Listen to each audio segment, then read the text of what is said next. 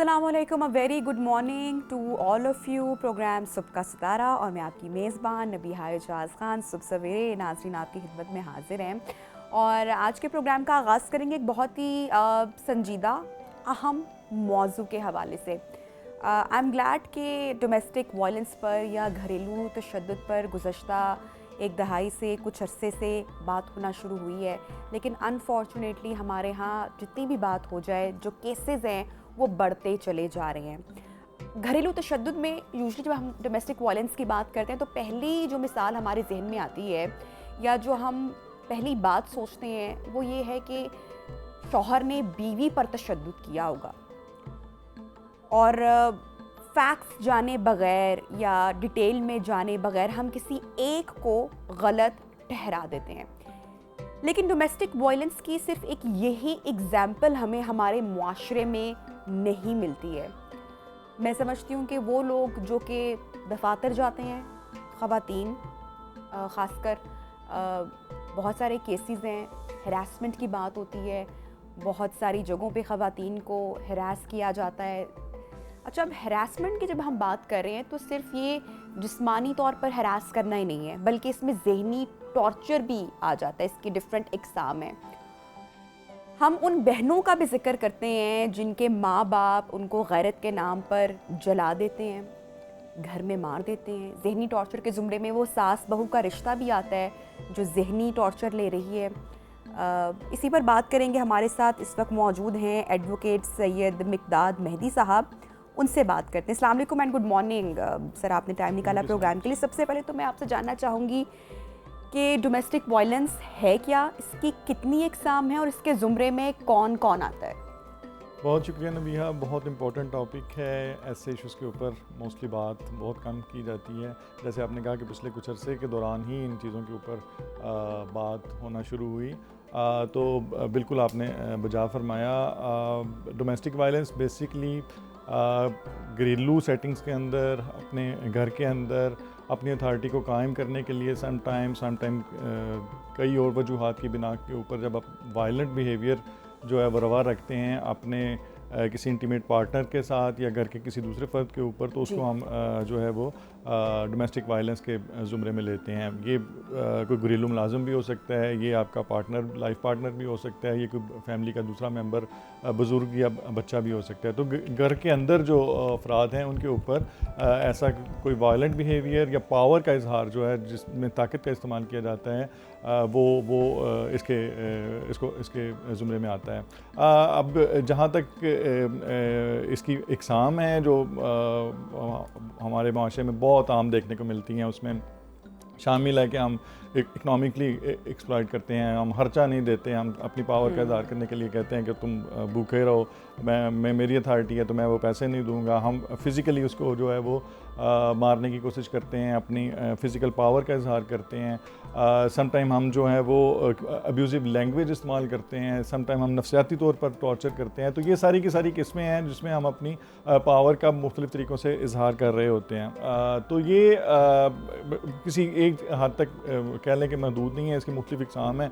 और family settings के अंदर बहुत सी आपको मिसालें मिलेंगी जिसमें दोनों में से कोई एक पार्टनर या फैमिली का कोई ना कोई मेंबर, और इवन अब तो डोमेस्टिक जो वर्कर है आपके घर में काम करने वाला भी, वो भी डोमेस्टिक वायलेंस के उस ज़ुमरे में आता है कि वो भी शामिल है। अगर उसके साथ कोई ऐसा बिहेवियर रखा गया है, कोई ऐसा टॉर्चर किया गया है या उसके ऊपर ऐसा कोई वायलेंस किया गया है, तो वो भी इसमें शामिल है। अच्छा मिकदाद साहब, यहाँ पे मैं एक बात को डिटेल में डिस्कस ज़रूर करना चाहूँगी कि जब भी हम डोमेस्टिक वायलेंस का जिक्र करते हैं तो हमारे जहन में जो पहली बात आती है वो यही आती है कि जिस्मानी तौर पर तशद्दुद का निशाना बनाया गया होगा या मारपीट की गई होगी। और एक तो ये बहुत स्पेसिफिकली एक हमारी फ़र्स्ट परसेप्शन है, और दूसरा ये कि हम मियाँ बीवी के रिश्ते को ही इससे जोड़ते हैं, जो कि आपने डिटेल में बता दिया कि कौन कौन इसके ज़ुमरे में आ सकता है।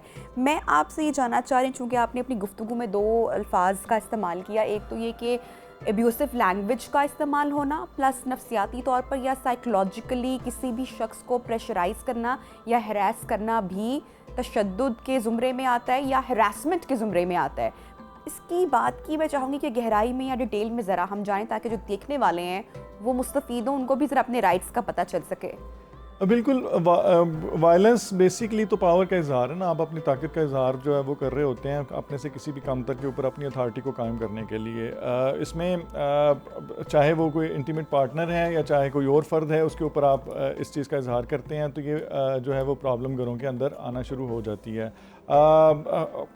घर की चार दीवारी के अंदर मोस्टली जो केसेस हमारे सामने रिपोर्ट होते हैं वो ख़वातीन के साथ इस किस्म के वाक़यात रिपोर्ट हो रहे होते हैं कि उनके ऊपर तशद्दुद किया गया, उसको मारा गया, उनको जो है वो कैद करके रखा गया था, उनके ऊपर सम टाइम इस किस्म का वायलेंस किया जाता है जिसके अंदर तशद्दुद, जिस्मानी तशद्दुद शामिल होता है। सम टाइम जब बहुत एक्सट्रीम फॉर्म में चला जाता है तो उसके अंदर कत्ल तक की वारदात सामने आती है। सम टाइम तेज़ाब फेंकने की उसके ऊपर मामला सामने आते हैं जिसमें गैरत के नाम का कत्ल और ये तेज़ाब की गर्दी के जो वाक़यात हैं ये सारे के सारे इसी का हिस्सा है ना बेसिकली। और वो शुरू घरों के अंदर से मामला शुरू होते हैं और जो कि एक्सट्रीम जो है वो नेचर में कन्वर्ट हो जाते हैं। ठीक है, तो मिकदाद साहब क्या नंबर है हमारे यहाँ जब हम हरासमेंट की बात करते हैं, डोमेस्टिक वायलेंस की ख़ासकर हम बात करते हैं? मैं स्टार्ट करना चाहूँगी इसको मियाँ बीवी के रिश्ते से, क्योंकि आज भी अगर हम देही इलाकों का जिक्र करते हैं और वहाँ के फैक्ट्स जानते हैं तो वहाँ पर तो मारपीट बहुत ही आम है। बल्कि मुझे तो ऐसा लगता है कि दोनों तरफ से ये वाइस वर्सा है शायद।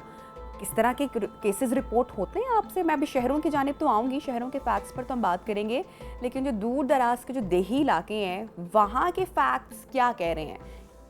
अभी बेसिकली हमारे यहाँ चूँकि पावर का स्ट्रक्चर इस तरह से है कि इतने ज़्यादा केसेस जो हैं वो रिपोर्ट नहीं होते जिसके अंदर मर्द जो है वो विक्टिम होता है। अगरचे इसकी तादाद मौजूद है यहाँ पर, उस तरह से हमारे यहाँ स्टडीज़ भी मौजूद नहीं है कि हम कोई एग्जैक्टली नंबर दे सके, लेकिन 2021 की एक स्टडी के मुताबिक तकरीबन 22,000 वेमन का इंटरव्यू किया गया था और सब ने किसी न किसी वायलेंस की फॉर्म का जिक्र किया कि उनके साथ जो है वो इस किस्म का इंसिडेंट हुआ है। और हमारा जो स्टैटिस्टिक्स हैं वो शो करते हैं तकरीबन 32% वेमन जो हैं वो वायलेंस अगेंस्ट वेमन का शिकार होती हैं और उनके साथ किया जाता है। चूँकि हमारी सोसाइटी पर ट्रैक की है, इसके अंदर पिदराना सोसाइटी है, तो इसके ज़्यादा मर्दों के केसेस उस तरह से रिपोर्ट नहीं होते। उसके साथ शेम जुड़ी है, उसके साथ टैबू इशू जुड़ा है कि कोई भी रिपोर्ट करना नहीं चाहता। वो अना या ईगो या सेल्फ रिस्पेक्ट या उसको कुछ भी हम वर्ड दे दें तो वो कभी इस चीज़ को बिल्कुल हमारे यहाँ नहीं करेगा कि ये बड़ी शर्म की बात होगी कि अगर कोई शख्स। लेकिन आपको लगता है कि ये एक बुरी रस्म चल पड़ी है, या अगर कोई मर्द भी ज्यादती का शिकार होता है तो उसको इस पर खुलकर बात करनी चाहिए? बहुत सारी जगहों पर ऐसा हो सकता है कि वाकई उसके साथ ज्यादती हुई हो किसी भी मामले में। पाकिस्तानी लॉ जो है बेसिकली वो न्यूट्रल है जेंडर के पॉइंट ऑफ व्यू से ना। वो पर्सन को कहता है कि अगर उसके खिलाफ वायलेंस का इस्तेमाल किया गया, चाहे वो औरत है चाहे मर्द है, वो दोनों को फैसिलिटेट करता है, लॉ उसको कवर करता है। अगरचे पंजाब के अंदर जो लॉ पास हुआ था 2016 के अंदर, वो Punjab protection of women against violence act था, लेकिन उसमें बहुत कैटेगोरिकली लिखा गया था कि ये वायलेंस दोनों पार्टनर्स के लिए, मेल के लिए भी और फीमेल के लिए भी। लेकिन अनफॉर्चुनेटली मैं अगेन वही बात कर रहा हूँ कि हमारे यहाँ पावर स्ट्रक्चर कुछ इस किस्म का है कि ख़वातीन के ऊपर ही तशद्दुद जो है वो रिपोर्ट होता है। जो मर्दों के ऊपर इस किस्म के वायलेंस के वाक़यात होते हैं बहुत कम उसकी रिपोर्टिंग है, लेकिन होते हैं जी उनकी वजूहात बिल्कुल। उसमें जो साइकोलॉजिकल टॉर्चर की बहुत सी चीज़ें हमारे सामने आती हैं और आम मिसालें हैं जिसके अंदर मर्द हजरात भी जो है वो इस वायलेंस का शिकार होते हैं। जो हमारी डोमेस्टिक सेटिंग्स हैं उसके अंदर इस किस्म के अब्यूजिव रिलेशनशिप्स होते हैं जिसके अंदर सम टाइम पावर का स्ट्रक्चर जो है वो चेंज हो जाता है, इंटायरली शिफ्ट कर जाता है, तो उसके अंदर ये वाक़यात होते हैं लेकिन रिपोर्टिंग कम होती है। अच्छा, मैं कहता हूँ हम पढ़े लिखे तबके की बात करते हैं या हम शहरों की बात करते हैं तो हमारी परसेप्शन ये है कि नहीं, शहरों में डोमेस्टिक वायलेंस के जो केसेस हैं वो कम है, या जो पढ़ा लिखा तबका है या जो एक अपर क्लास है वो लोग इस तरह के मामलात में हमें उलझे हुए दिखाई नहीं देते हैं और दे नो कि किस तरह से इस बंधन को लेके चलना है, और वो दे आर मैच्योर। ये अनपढ़ या हम एक जो लोअर मिडिल क्लास तबका है वहाँ पे ये मारपीट या घरेलू तशद्दुद रिपोर्ट होता है। मैं आपसे फैक्ट्स जानना चाहूँगी कि हमारे शहरों में क्या नंबर है डोमेस्टिक वायलेंस का? जो पढ़े लिखा तबका है आई एम श्योर वहाँ से भी बहुत सारे केसेस ऐसे होंगे जो कि आपने देखे होंगे, आपकी ऑब्जर्वेशन में आए होंगे, जो रिपोर्ट हुए होंगे। बिल्कुल नबीहा, बेसिकली इसका ताल्लुक किसी भी सोसाइटी से उस तरह से नहीं है कि पुअर फैमिलीज़ में या ये बना दी गई है एक बात। बिल्कुल ये बात पूरी दुनिया की हर सोसाइटी के अंदर वायलेंस के केसेस रिपोर्ट होते हैं, और ये अपर क्लास में भी होते हैं, लोअर क्लास में भी होते हैं। बेसिकली जो इशू होता है वो ये है कि किस तरीके से वो बैलेंस को रखा गया है। यानी अगर डोमिनेट कर रहा है मर्द, तो उसके पास पावर है, तो वो तशद्दुद की उसमें जो है पावर को यूज़ करते हुए तशद्दुद के कोई ना कोई तरीके को, किसी न किसी टूल को वो यूज़ करेगा। लेकिन अनफॉर्चुनेटली हमारे यहाँ कोई इस तरह से स्टडीज़ का इंतज़ाम नहीं किया जाता। उस तरीके से हमारे यहाँ मैट्रिमोनियल सर्विसेज मौजूद नहीं हैं, ट्रेनिंग्स मौजूद नहीं हैं। हमारे यहाँ बच्चों को लाइफ स्किल्स शादी से पहले की तरबियत का, मेरे पास कई दफ़ा ऐसे केसेस आए जिसके अंदर खातून इंतहाई एक कह लें कि जो है किसी अच्छी पोस्ट के ऊपर थी, और वो शदीद वायलेंस का शिकार थी, और फिज़िकल वायलेंस 20-20 साल से बर्दाश्त कर रही थी। जब उनसे बात की कि आपने इतने साल बावजूद इसके कि आप एम्पावर्ड थी, आप जो है वो सेपरेशन की ऑप्शन इख्तियार कर सकती थी या खुला की तरफ जा सकती थी, तो वो फैमिली की खातर या फैमिली प्रेशर की खातर, बच्चों की खातर, जो हमारे यहाँ जो एक कल्चरल और जो हमारी सोशल नॉर्म्स हैं उनको एक्सक्यूज़ बनाकर वो रिलेशनशिप चलता रहता है, चाहे वो अब्यूज़िव की इंतहा को पहुँचा हो। यानी वहाँ पर मारदाड़ भी है, वहाँ पर साइकोलॉजिकल तशद्दुद भी है, वहाँ पे गालम गलोच भी है, वहाँ पे सब कुछ मौजूद है, लेकिन वो बर्दाश्त का एक सिलसिला वो चलता रहता है। चूँकि हमारे यहाँ यही सबक दिया जाता है कि आपने जो है वो बर्दाश्त करना है, आपने बर्दाश्त करना है। तो जो उसमें डोमिनेट कर रहा होता है, उसके पास पावर होती है, वो जो है वो अपनी पावर का यूज़ कर रहा होता है, और दूसरा बेचारा इसके सिवा उसके पास कोई ऑप्शन नहीं होती कि वो बर्दाश्त कर रहा हो। तो ये अनफॉर्चुनेट सिचुएशन है कि हमारे यहाँ तरबियत का उस तरह से निज़ाम मौजूद नहीं है कि जिसमें हम बता सकें। फिर सोसाइटी के अंदर ओवरऑल हमारे यहाँ वायलेंस जो है, जब घरों के अंदर वायलेंस होता है तो फिर वो सोसाइटी के अंदर भी आपको वायलेंस नज़र आएगा, आपको सड़क के अंदर भी नज़र आएगा, आपको मार्केट के अंदर भी नज़र आएगा, आपको दूसरी जगह पे भी नज़र आएगा।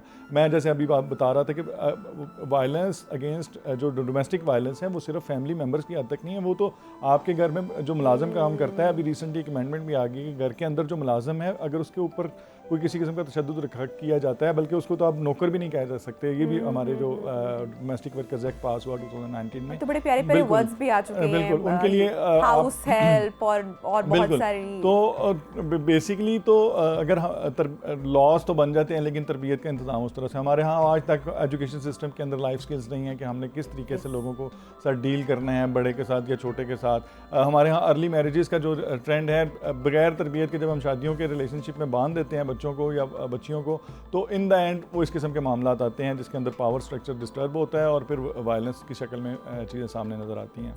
अच्छा, ख़वातीन क्या कर सकती हैं, क्या इनिशिएटिव लेना चाहिए? लॉ इस हवाले से क्या कहता है, कानून इस हवाले से क्या कहता है कि जब किसी खातून को उसके शौहर की जानिब से तशद्दुद का सामना करना पड़ता है? तो बहुत सारे हमारे यहाँ माशरे में तरबियत भी कुछ इस तरह से है कि नहीं, ठीक हो जाएगा, बच्चे हो जाएंगे, बेहतरी हो जाएगी, सब्र कर लो, मर्द तो ऐसे ही होते हैं। तो ये रिवायती जुमले भी साथ साथ हमारी बचपन से सुन के हमारे कल्चर में और हमारी तरबियत का हिस्सा बन चुके हैं। तो ये भी एक वजह आप समझते हैं कि ख़वातीन बहुत तवील अरसे तक, लंबे अरसे तक बर्दाश्त करती रहती हैं, सहती रहती हैं? क्या करना चाहिए जब पहली बार मर्द हाथ उठाए? अब देखें, हमारे यहाँ चूँकि जॉइंट फैमिली सिस्टम का एक जो है वो सिस्टम मौजूद है, जिसकी वजह से मोस्टली चीज़ें बाहर नहीं निकलती और घर के बड़े ही जो है वो मामलात को सेटल करने की कोशिश करते हैं। रियासत की ज़िम्मेदारी है कि लोगों को जो है वो प्रोटेक्शन प्रोवाइड करे, चाहे वो घर की सेटिंग्स के अंदर हैं या घर की सेटिंग से बाहर है। प्रोटेक्शन प्रोवाइड करना रियासत की ज़िम्मेदारी है। पिछले कुछ अरसा के दौरान बहुत अच्छे इनिशिएटिव्स लिए गए स्टेट की तरफ से। For example national commission on status of women है, पंजाब में Punjab commission on status of women है। इसी तरह प्रोविंशियल लेवल के ऊपर तमाम सूबों के अंदर इस किस्म के कमीशंस बने जहाँ पर आप रिपोर्ट कर सकते हैं, जहाँ पर आपको काउंसलिंग सर्विसेज जो हैं वो प्रोवाइड की जा सकती हैं, जहाँ पर आपको कानूनी मशावरत जो है।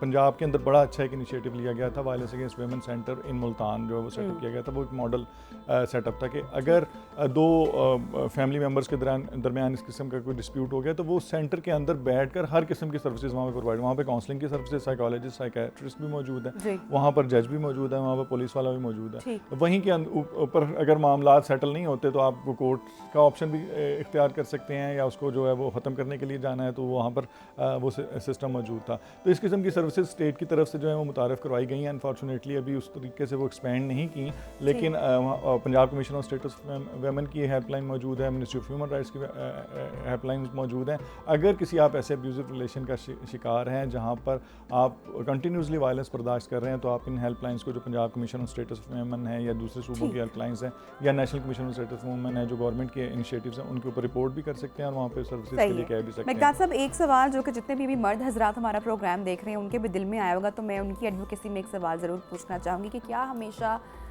मर्द की ही गलती होती है जब हम डोमेस्टिक वायलेंस का जिक्र करते हैं? क्योंकि दोनों पहलुओं के फैक्ट्स का जायज़ा लेना आई थिंक बहुत ज़रूरी है। हम ये तो केस टू केस वेरी करता है कि गलती किसकी होती है। ऑब्वियसली जब दो अफराद इकट्ठे रहते हैं तो कहीं ना कहीं पे इख्तलाफात ज़रूर होते हैं। हमारे यहाँ कॉन्फ्लिक्ट मैनेजमेंट का कोई कॉन्सेप्ट ही नहीं है कि हमने किस तरीके से एक दूसरे के इख्तलाफात को या नज़रियात को जो इख्तलाफी हैं उनको इज़्ज़त देनी है या उनके साथ कैसे गुजारा करना है। हमारे यहाँ यही होता है कि अगर हमारे से इख्तलाफ किया गया है तो हमने अपनी पावर को यूज़ करके अगले को स्नब करने की कोशिश करनी है, तो ऑब्वियसली उससे मामला ख़राब होते हैं। हमारे यहाँ जब तक तरबियत का इंतज़ाम नहीं होता, ये चीज़ें स्कूलों, कॉलेजेस और हमारे करिकुलम में नहीं आती, उस वक्त तक मेरा ख्याल मुश्किल है कि हम कह सकें कि जो है वो मामलात ठीक हो सकते हैं। अनफॉर्चुनेटली हम जो है वो मोस्टली अपनी पावर के ज़रिए से बात बनवाने की कोशिश करते हैं। ओवरऑल मुआशरा ही हमारी ये एक साइकी बन चुकी है। हम दूसरे से इख्तलाफ करने को बुरा समझते हैं और किसी के इख्तलाफ एक्सेप्ट करने की वो जो है कहते हैं कि करेज होनी चाहिए, वो हमें मौजूद नहीं होती। अच्छा, सुधार आपने देखा है कि जब इस तरह के केसेस जाते हैं, कोर्ट में जाते हैं जिनमें बच्चे भी होते हैं, तो दोनों तरफ से रियलाइजेशन हो, सुलह सफाई हो जाए, या फिर हर केस का अंजाम आप तकरीबन नहीं, बहुत से केसेस के अंदर जब कोर्ट के अंदर मामलात आते हैं और सम टाइम ये कोर्ट ट्राई करती है, आपको एक सर्टेन टाइम देती है कि आप दोनों मियाँ बीवी बैठ जाएं। अगर मियाँ बीवी के दरमियान इख्तलाफात हैं तो आप बैठकर अगर मामला सेटल, बहुत से केसेस में हमने देखा कि सक्सेसफुली जो है वो रिकन्सिलिएशन हुई, मामला सेटल हुए और बाद में उन्होंने अपनी हैप्पी मैट्रिमोनियल लाइफ जो है वो गुजारी। अनफॉर्चुनेटली हमारे यहाँ मैं वो अगेन एंड अगेन कह रहा हूँ कि मीडिएशन का वो जो सिस्टम ख़राब होता चला जा रहा है, कोई बात नहीं करता, कोई सेटल करने की कोशिश नहीं करता, उसकी वजह से मामला ज़्यादा ख़राब होते जा रहे हैं। अदरवाइज़ अगर काउंसलिंग की अच्छी सर्विसेज मौजूद हों, अगर एक दूसरे को समझने के लिए जो है वो तरबियत का कोई निज़ाम मौजूद हो, तो मेरा ख्याल है कि मामला बेहतर हो सकते हैं और बहुत से ऐसे हादसात से बचाया जा सकता है जो कि एक्सट्रीम नेचर के होते हैं। ठीक है, other than husband and wife domestic violence का जब हम जिक्र कर रहे हैं तो किस तरह के मामला ज़्यादातर रिपोर्ट होते हैं, किस तरह के केसेस आते हैं? ऑब्वियसली हमारे यहाँ वही बात है कि एक जॉइंट फैमिली सिस्टम बहुत ज़्यादा है जिसके अंदर सिर्फ हस्बैंड एंड वाइफ नहीं रहते, उसके अंदर पेरेंट्स भी शामिल हो जाते हैं, एक साइड के भी और दूसरी साइड के भी, और सम टाइम वो एक्सट्रीम पे चले जाते हैं। अगर वो लड़ाई झगड़े में जाते हैं तो वो दो फैमिलीज़ की लड़ाई बन जाती है बजाय इसके कि वो दो अफराद की वो लड़ाई जो हो। ये प्रॉब्लम्स जो हैं वो हमारे यहाँ आते हैं कि अगर दो अफराद के दरमियान रिश्ता है तो वो दो ख़ानदानों के दरमियान लड़ाई की तरफ चला जाता है। अभी रिसेंटली हमारे पास एक केस है जिसके अंदर जो है वो इस तरीके से उनके आपस में रिश्तेदारी हैं, लेकिन दो मियाँ बीवी के रिलेशन की वजह से वो दो ख़ानदान के तमाम लोग डिस्टर्ब हैं। यानी अच्छा, कुछ लोगों ने उसमें रिकन्साइल कराने की कोशिश की, लेकिन उन दो अफराद की वजह से बहुत से दूसरे अफराद भी जो हैं वो ऑन स्टेक आ गए, उनके लिए भी वो मामला जो हैं वो मुश्किल हो गए। तो ये हर केस में वेरी कर रहा होता है सिचुएशन के ऊपर। मेघनाथ साहब, ऐसे गैरत के नाम पर हमने देखा बहुत सारे मामला, बहुत सारे केसेस हैं आज भी सामने आते हैं, रिपोर्ट होते हैं, बच्चियों को पसंद की शादी करने पर जला दिया जाता है या मार दिया जाता है अपने घर वालों की जानिब से ही। इसमें कोई बेहतरी आई है? ऑब्वियसली इसमें पिछले कुछ अर्से के अंदर कानून साजी बेहतर हुई, जिसके ज़रिए से जो सुलह के जो मौके थे उनको कम से कम किया गया। कानून चाहता है कि ऐसे लोगों को जो है वो सज़ा मिले। मुख्तलिफ क्रिमिनल लॉ अमेंडमेंट्स जो हैं वो with the passage of time 2000 के बाद मुतारफ़ करवाई गई, जिसके ज़रिए से ये जो आपस में बैठ के तो सेटल कर लिया जाता था इस किस्म के कत्ल में, इस किस्म के इंतहाई केसेस के अंदर, उसकी हौसला अफजाई नहीं की गई लॉ की तरफ से, क्योंकि पहले ये ऑप्शन मौजूद होता था कि आप अपने ही फैमिली मेम्बर को कत्ल करते थे गैरत के नाम पे, और उसके बाद माफ़ी तलाफ़ी हो जाती थी या दियत या कुछ और तरीके से उसको सेटल कर लिया जाता था। लेकिन अभी जो लॉ लॉ है वो इस हवाले से काफ़ी सख्त है, तो उसके नताइज भी ऑब्वियसली पॉजिटिव आना शुरू हुए पिछले कुछ अर्सा के दौरान, जब कन्विक्शंस जो हैं इस किस्म के मामलात में हुई, लेकिन अभी भी लेकूनास मौजूद है जिसके अंदर बच जाने के चांसेस बहुत ज़्यादा होते हैं। देखिए, जब लॉ मौजूद है, आपने सारी उसकी डिटेल्स बताई कि हर चीज़ मौजूद है, हाँ इम्प्लीमेंटेशन अगर नहीं हो रही, इम्प्लीमेंट नहीं हो रहा तो वो एक अलग मुद्दा है। गवर्नमेंट क्या इस्लाहात कर रही है, गवर्नमेंट की तवज्जो है इस पूरे मामले में? दूर दराज आज भी अवेयरनेस की बहुत ज़्यादा ज़रूरत है। हमारे यहाँ जो तालीम का जो निज़ाम है वो उस तरह से उतना स्ट्रॉन्ग नहीं है, एक बड़ा नंबर है जो पाकिस्तान में तालीम याफ्ता नहीं है। तो दूर दराज इस हवाले से अवेयरनेस के लिए गवर्नमेंट के क्या इनिशिएटिव्स हैं और प्राइवेट सेक्टर में क्या काम हो रहा है? अब बिल्कुल अभी जो मीडिया का इनकलाब है, अब सोशल मीडिया का दौर है, उसके ज़रिए से काफ़ी हद तक जो है वो इन्फॉर्मेशन लोगों तक पहुंची है, लेकिन अभी भी लॉ रिफॉर्म्स की बहुत ज़्यादा ज़रूरत है। अभी भी स्टेट को अपना रोल अदा करने की बहुत ज़्यादा ज़रूरत है, और स्पेशली वो तबकात जो पिसे हुए हैं, जो स्पेशली ख़वातीन और बच्चों के हवाले से। फॉर एग्ज़ाम्पल अभी अगर आप रिसेंट केसेस देखें तो यंग बच्चे या बच्चियाँ अपने घरों से सोशल मीडिया के बदौलत जो है वो घरों से निकलते हैं और शादी के इस किस्म के मामलात में जाते हैं, तो उसका नतीजा क्या निकलता है कि वो या तो ट्रैप हो जाते हैं या अपनी ही फैमिली की वजह से सफ़र करते हैं, मुश्किलात का शिकार होते हैं।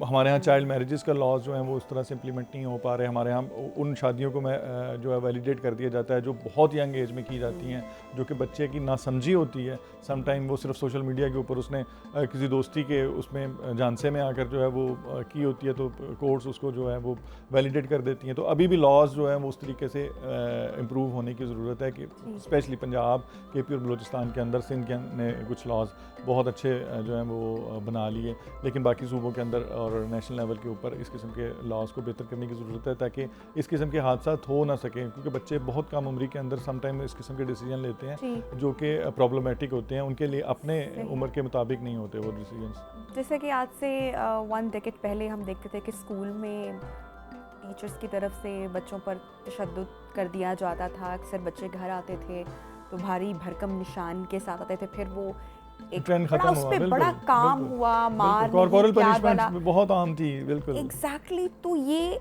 अब आप देखेंगे अब स्कूल में अलाउ ही नहीं है। आज हमारे बच्चे को कोई कुछ सख्त जुबान में भी बोले तो हम जाके कहते हैं कि आपने क्यों डांटा था कल, और हमारे ज़माने में जब हम स्कूलों में पढ़ते तो क्या कहते थे, बल्कि अच्छा बड़ा मशहूर फिक्रा होता था कि पता नहीं वो हड्डियाँ हमारी और चमड़ी आपकी, वो कुछ इस किस्म के उस वक्त जुमले इस्तेमाल किए जाते थे।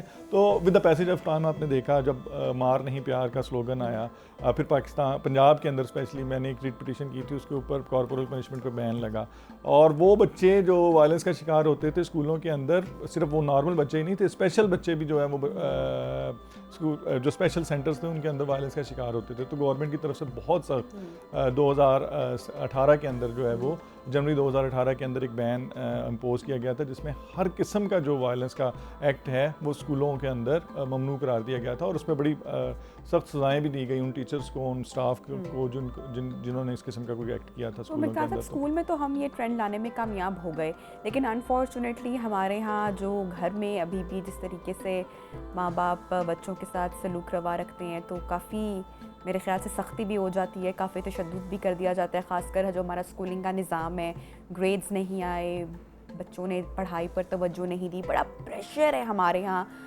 हमारे स्कूल का जो एक पूरा सिस्टम चल रहा है, पेरेंट्स भी वो प्रेशर लेते हैं और बच्चों के साथ मार पीट भी कर रहे होते हैं ग्रेड्स ना। इस तरह की कभी कोई कंप्लेंट्स आपके पास आई हों, कोई ऐसे केसेस आपने देखे हों? क्योंकि अपनी नौयत के थोड़े से मुनफरिद केसेस हैं ये, क्योंकि अगर हम वेस्ट की एग्जाम्पल है तो वहाँ पे तो बच्चा बहुत ही बचपन से माँ बाप को धमकी भी दे देता है कि आपने मुझे डांटा क्यों, मारा क्यों। फॉर्चुनेटली हमारे यहाँ या हमारा जो रिलीजन है वो भी थोड़ा सा सख्ती के ऊपर कि अगर बच्चा है, अगर वो नहीं काबू आ रहा तो आप इस तरीके से बर्ताव कर सकते हैं।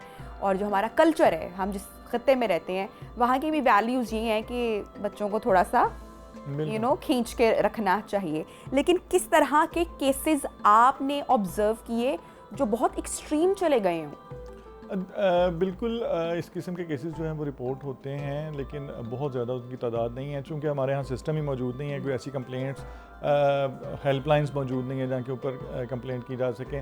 मेरे पास एक केस आया जिसके अंदर एक खातून खाना थी जो बच्चे की वालदा थी, वो क्या करती थी कि कट लगा कर बच्चे को तो उसमें से खून वो पी लेती थी। ये केस रिपोर्ट हुआ पंजाब के अंदर और हमने उसके ऊपर एक्शन लिया, बच्चे को रिकवर किया। बाद में पता लगा कि मदर को कोई साइकोलॉजिकल इश्यूज़ हैं और फैमिली बजाय उसकी ट्रीटमेंट करवाने के उनको आज़ाद छोड़ा हुआ था कि वो वैसे ही रहते।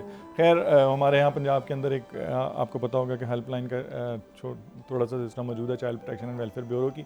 उस हेल्पलाइन के ज़रिए से हमने उस बच्चे की रिकवरी को इंश्योर किया और बाद में कोर्ट के अंदर वो मामला चला और बाद में जो है वो मदर की ट्रीटमेंट के हवाले से। इस तरह का एक और इंसिडेंट भी मेरी मेमोरी में आ रहा है कि पेशावर में एक इंसिडेंट हुआ था जहाँ पर माँ ने अपने बच्चे को, आई डोंट नो, कोई माँ तो नहीं चाहती होगी कि बच्चा जान से ही चला जाए, शायद डराना या धमकाना ही उसकी इंटेंशंस होंगी, लेकिन उसने बच्चे को शायद हरास करने के लिए वॉशिंग मशीन में बंद कर दिया और उस बच्चे की डेथ हो गई। बिल्कुल, और अब ये बेसिकली बच्चा समटाइम हम यही समझते हैं कि प्रॉपर्टी है हमारी ना, हम जैसे मर्जी उसको ट्रीट करें। ज़रूर कहना चाहूँगी कि जो भी आस पड़ोस में लोग, अब तो खैर वो कल्चर, वो ज़माना ही नहीं रहा कि लोगों को हमें पता ही नहीं होता कि हमारे साथ कौन रह रहा है, वो वाला निज़ाम ही सोसाइटीज़ में, खासकर शहरों में तो ख़त्म हो चुका है।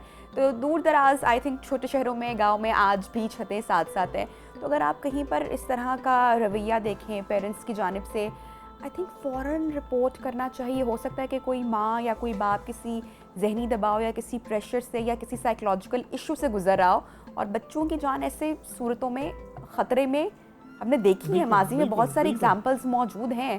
तो हम किसी के मामले में वो टांग अड़ाने वाली बात नहीं करते कि हम दूर ही रहें, लेकिन किसी की जान आप बचा सकते हैं अगर आप अपनी सराउंडिंग में देखें। अच्छा, एक और बहुत अहम मामला मैं आपकी तवज्जो उस पर हासिल करना चाहूँगी जो डोमेस्टिक वायलेंस के ज़ुमरे में आता है। आपने अपनी गुफ्तगू के आगाज़ में कहा जो हमने डोमेस्टिक हेल्पर्स रखे होते हैं, घरेलू मुलाजमीन रखे होते हैं अपनी मदद के लिए, उसमें हम अक्सर देखते हैं कि कम उम्र बच्चियाँ या बच्चे हम रख लेते हैं जो कि अपना भी शायद बोझ, मुझे नहीं लगता कि उठा सकते हैं, दूसरों की वो मदद कैसे करेंगे। ऐसे में रेप के बहुत सारे केसेस सामने आए हैं, तशद्दुद के बहुत सारे वाक़यात सामने आए हैं, किस तरीके से जो मालकिन या घर के जो लोग हैं उन्होंने बच्चियों के बाल काट दिए, ज़ख़म लगाए, डंडों से मारा, हड्डियाँ तोड़ दी। ये इनके वालिदैन कहाँ पर होते हैं जब कम उम्र बच्चों को, 7 से 8 साल की उम्र के बच्चों को छोड़ के जाते हैं? तो क्या बच्चा इनको पहली मीटिंग में बताता नहीं है कि घर में इस तरह का रवैया है या मालिक इस तरह से कर रहे हैं? और अचानक one fine day we get to know, media पे खबर चलती है कि बच्ची या बच्चा ही और शी एक्सपायर्ड। बहुत इंपॉर्टेंट बात है नवीहा। अनफॉर्चुनेटली जो चाइल्ड डोमेस्टिक लेबर का इशू है वो हमारे यहाँ अनरिकॉग्नाइज्ड है, उसको अभी तक हम उस तरीके से कंसीडर ही नहीं कर पा रहे हैं। हमारे पता नहीं क्यों लेजिस्लेटर की तरफ से उस तरह से एक्सेप्टेंस लॉ मौजूद है। लॉज हमारे यहाँ बहुत टूथलेस लॉ मौजूद है। 2019 के अंदर हमने, इससे पहले तो आपको पता है कि डोमेस्टिक वर्कर्स हैं वो लेबर के उसके एम्बेड में नहीं आते थे। 2011 में ILO ने इसको जो है वो इसको कवर दिया कि ये भी डोमेस्टिक वर्कर्स जो हैं ये लेबर की कैटेगरी में आते हैं, इनको भी उसी तरह से राइट हासिल है जिस तरह से दूसरे। अच्छा, अब हमारे पाकिस्तान के अंदर अनफॉर्चुनेटली जो चाइल्ड डोमेस्टिक लेबर, जो जिन केसेस की आप बात कर रहे हैं जिसमें कम उम्र बच्चे, 18 साल से कम उम्र बच्चे को अपने घर में उसकी मर्ज़ी के बगैर, यानी पेरेंट्स या पिम्प की मदद से आप अपने घर में हायर कर लेते हैं, वो सुबह से लेकर शाम तक आपके घर में सर्विसेज देते हैं, कोई कॉन्ट्रैक्ट नहीं है, कोई कुछ नहीं है। 100 से ज़ायद बच्चे, पहला केस शाजिया मसीह केस का लाहौर में हुआ था, उस केस से लेकर अब तक 100 से ज़ायद बच्चों की डेथ रिपोर्ट हो चुकी हैं। छोटे छोटे इशूज़ के ऊपर बच्चों को कत्ल कर दिया गया, बच्चे को गटर के अंदर फेंक दिया गया, बच्चे को कुत्ते के आगे फेंक दिया गया, बच्चे को थप्पड़ मार मार के मार दिया गया। अभी रिसेंट बड़े इंपॉर्टेंट कुछ केसेस जो चल रहे हैं जिसके अंदर हमारे जुडिशल ऑफिसर भी शामिल है जिनके ऊपर एक इल्ज़ाम है जिनकी वाइफ के ऊपर। तो अनफॉर्चुनेटली जब लॉ मौजूद नहीं होते तो इस किस्म के वाक़यात रिपोर्ट होते हैं। हमारे एज सच लॉज मौजूद नहीं है जो इस किस्म की स्लेवरी लाइक प्रैक्टिस, मैं इसको चाइल्ड डोमेस्टिक लेबर नहीं कहूँगा या लेबर नहीं कहूँगा, ये लेबर की किस्म नहीं है, ये स्लेवरी की किस्म है, ये मॉडर्न स्लेवरी है जिसके अंदर आप बच्चे को उसकी मर्ज़ी के बगैर लाकर अपने घर में रख लेते हैं। वो अपनी ही उम्र के बच्चों को सुबह उनके उठने से पहले काम शुरू करता है और रात गए जब आपके बच्चे आपके बेडरूम में आपके साथ सो रहे होते हैं और वो बच्चा जाकर कहीं पे स्टोर के अंदर या कहीं सीढ़ियों के नीचे जाकर सो रहा होता है। तो वो एक इंतहाई शक्ल है गुलामी की, जदीद शक्ल है गुलामी की, जिसको यूनाइटेड नेशन ने भी रिकॉग्नाइज़ किया, लेकिन हमारे यहाँ लॉज ही मौजूद नहीं है।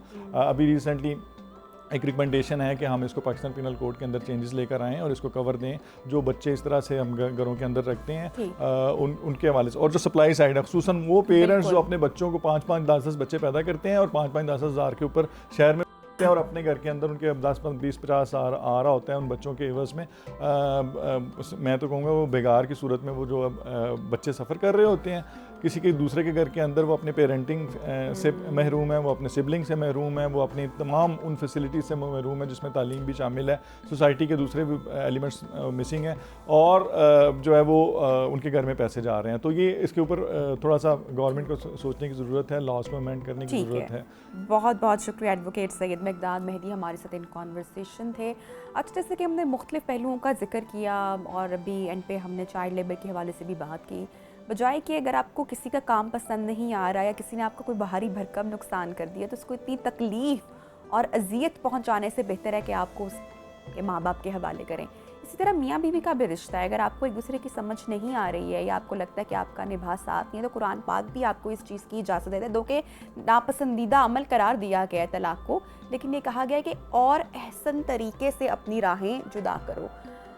लेकिन हम देखते हैं कि ऐसी शादियों का अंजाम बहुत बुरा होता है, बच्चे बहुत सफ़र करते हैं। तो ये वो पहलू हैं जिस पर हमें सोचने की ज़रूरत है कि हम अपने घर को जन्नत सिर्फ हमने पढ़ा ही हुआ है, लेकिन बनाना कैसे है, अनफॉर्चुनेटली ये बात हम नहीं जानते हैं। इसी हवाले से हमने ये ख़ास सेगमेंट आपके लिए डिज़ाइन किया था। आई होप कि आपकी भी कुछ अंडरस्टैंडिंग हुई होगी, कुछ समझ आई होगी और आपको ये सेगमेंट पसंद आया होगा। एक ब्रेक लेते हैं और ब्रेक के बाद प्रोग्राम को आगे बढ़ाएंगे। Stay with us.